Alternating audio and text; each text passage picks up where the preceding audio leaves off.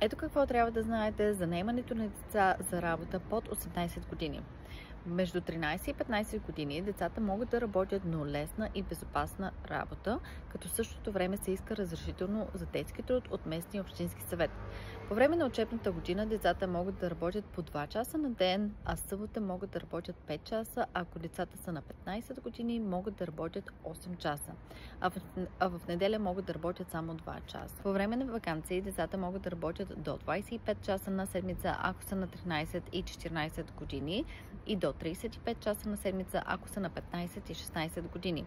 Също така е забранено да се работи преди 7 сутринта и след 7 вечерта и е забранено да се работи в заводи, кухни, залагания, в кръчми и строителни обекти, които имат опасни машини и тежко физическо натоварване. Деца от 16 до 17 годишна възраст могат да работят на пълно работно време, но с защита.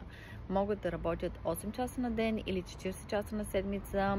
Също така след 4 часа и половина работа трябва да имат 30 минути почивка и 2 последователни дни, които да почиват в седмицата. Минималната заплата за деца на 16 и 17 години от 1 април 2025 година е 7 паунда и 55 пи на час, като децата не трябва да извършват опасна физическа дейност без обучение и надзор. Често допускани грешки при назначаване на лица под 18 години са назначаване без разрешително, даване на опасна работа, даване на работа по време на учебни занятия или липса от почивка или почивни дни. Затова уверете се, че спазвате всички правила, за да избегнете глоби или правни последствия. Аз съм Кристина Солева от KZ Accurate Accountants. Последвай ме за повече полезни съвети.